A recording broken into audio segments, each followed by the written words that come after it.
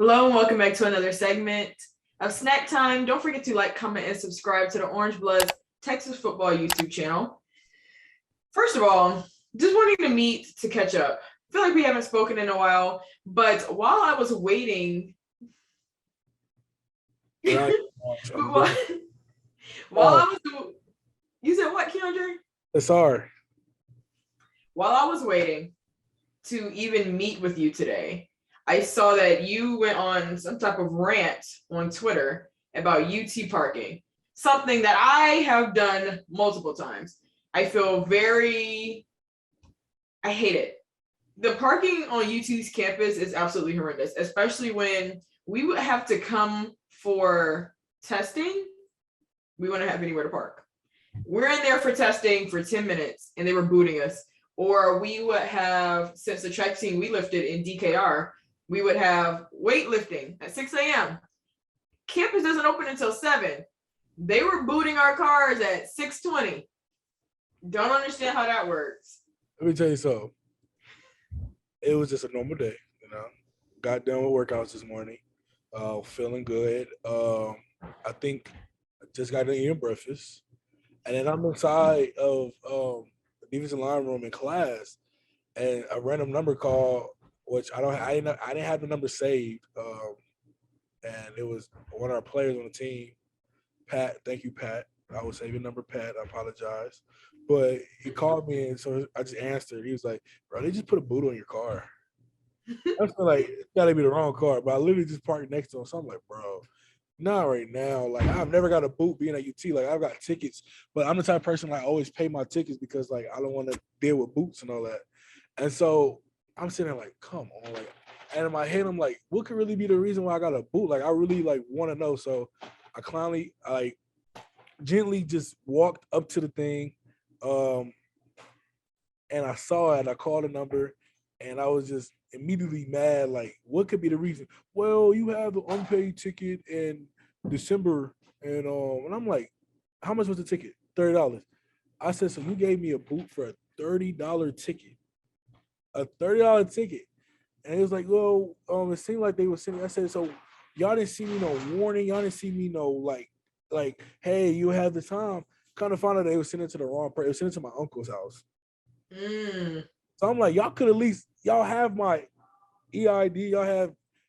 You should know, like, you should know my name. You should at least text or tell the football coach that you have a football player unpaid ticket. And I'm still like, I would have paid it. So now it went from $30 ticket to a $245 ticket. And so I'm like, I gotta pay it because I need my vehicle to get around. And it's just crazy to me. Like I can't really blame the content. I can't really blame them. I mean, probably like the construction, all this new stuff. But like, I blame UT for not allowing us to have free parking at the University of Texas. I mean, you got students like, yeah, I'm a player. Yeah, I have a scholarship. But still, you have students that's paying for their scholarship and paying for that, and then plus paying for parking. Like, why are y'all even charging for parking? Aren't y'all not getting enough money at the university to keep the university steady running? And so I feel like all parking around University of Texas should be free. Like, I don't care if it's in front of the class. You should allow a parking spot in front of the class. It should be free. Right. Because right. all this money, we're the ones that come to school, and you got special little parking spots for this person. Like, for what? Like, and it made me mad. It made me mad because I'm sitting there like, it's a $30 ticket, and like, and it's their job. I can't really get mad at the parking people for doing their job, but at the same time, it's like they don't show no sympathy. They don't show no, not at all. And it's just crazy because I feel like we should like if whenever I make it, whenever I have a certain amount of money to where I can really donate the way that I want to donate to the University of Texas, the first thing I'm going to do is make a garage for the University of Texas athletes first, and I'm going to allow it to be free parking. You give each athlete from rowing to soccer to tennis to, if we have a chess team here, whatever, a free access to the parking spot. Only the players. You feel me? Because like the coaches get free parking and all that, but the players don't.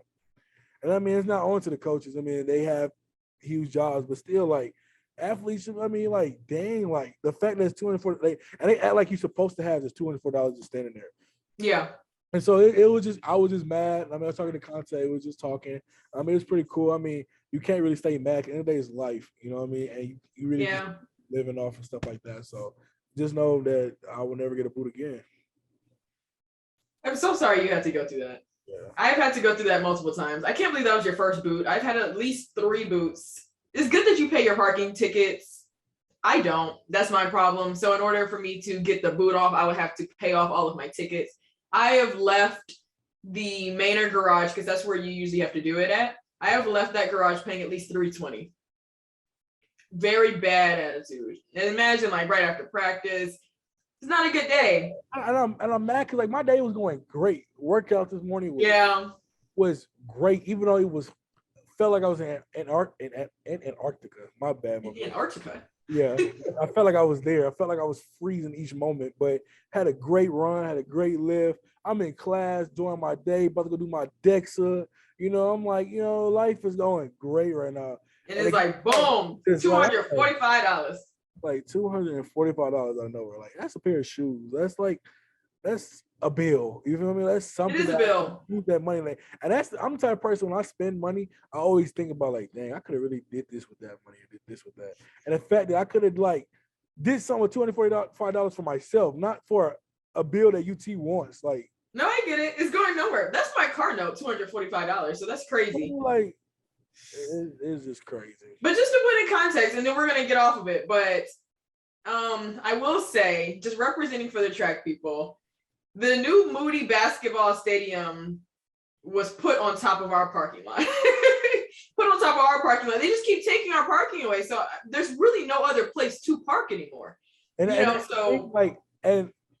it's crazy because like out of nowhere, when they was building the side of the stadium, they took away a lot of stuff over there. You couldn't. They did. But finally, when that stadium got built and stuff, for some reason, got normal. All of a sudden, I'm coming back, and the roads is literally digged up. I'm like, how? So for me to get to workouts, say workout at 6:30, I already gotta get up a little kind of early. It's just me because I like to get up early. I like to like not feel like I'm rushed to do something, so I get up early. Yeah. And I gotta get up even earlier because I gotta park in a certain spot. Then I gotta sit here and walk further distance just to get to our building to get dressed, to even be quality on time. Like, and it's just crazy. Like me since being here, the only normal time that I had as an athlete where there was no construction or nothing, like worried about nothing, I think was my freshman year. Freshman year, yeah. Ever since then, it's literally digged up the whole road, and then like they shut it off till you can't even walk. I'm like, come on, like. Like I have well, you know, Baylor has free parking for all students. And actually, that should be for us. It should, and that was really shocking. They have free parking for all students. That's crazy. I did not know that. Parking lots on parking lots. Well, that's the downfall of being at a university that's in the middle of the city. Everything is crammed. But when you have these universities like A&M, that's literally in the middle of nowhere. You know, Baylor, they have a lot of construction too, but they just have a lot more space. But we just keep filling our spaces up with buildings or more statues and everything else. So it's just making everything tighter. So that's the reality of it. But on a brighter note, I see that I'm not sure if you just came back from vacation. I'm not sure what it was, but you're about to tell me. And I see that you're already starting to smile. Tell me what's been going on. You have yourself a girlfriend? Yeah. I mean, yes, I have myself a girlfriend. I'll go tell her name. Obviously, if you check me on social media, then you should see. But yeah, I got a girlfriend. I'm really excited, really happy, blessed to have her in my life. This break, I have done some stuff that I haven't done. I think I try to do stuff that I've never done before because I feel like me Asian, that I feel like I'm Asian when I'm getting older.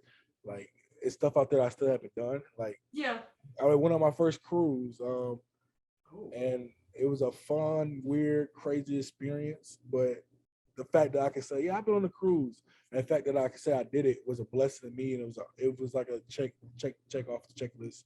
Went to Disneyland, had fun. I hate roller coasters, but I will tell you, I got on every roller coaster at Disneyland and Adventure World. Okay. Universal Studios, got on every ride. And I think it's like more like I'm not afraid of roller coasters. It's just the feel and all that. So like I got on every one. So the worst they had, I got on. And there was some crazy roller coasters, I will say. But yeah, I got a new new partner in crime. Very happy, very excited. Blessed to see how the future holds for both of us. And yeah, Okay, I like that a lot. We've seen the pictures. You're very open about it. Like Keondre, oh, happy snack time that got him, snatched him up somebody. yeah, for real. Just like that. Well, why do you feel like having complete, like this complete break, just like everything you just mentioned to me, going on a cruise and just Disneyland, this, that, and the other, having a complete break is important? I don't think it's really important because one, I'll say having it, I enjoyed it because it was my first time having this long of a break, and it actually can help athletes that when you're constantly year round and you have a break the way we had, but I'm not really happy for it. And I wasn't really blessed to have it because that meant that us as players didn't do what we were supposed to, and our season ended. Interesting. We won it, and so I'm used to having like a week and a half, 2 weeks probably just to have a break and then come back. And the fact that we had almost, well, really a month and a half, it seemed like it felt like a month and a half. And I had that much longer, like when it got to the second week, and I'm like, all right, when is our report date? And literally not getting a text message from the coaches still. I'm like this is crazy. And I'm sitting there still watching people in bowl games and watching the playoffs and national championship. I'm kind of like, like it might feel good for my body and all that to have it, but my mind and my ambition and my wants, it's not great to me because that means we obviously didn't do what we were supposed to do. We didn't do our job. And so it's kind of two different feels. I have the side that loved it and one side that really hated it. So yeah.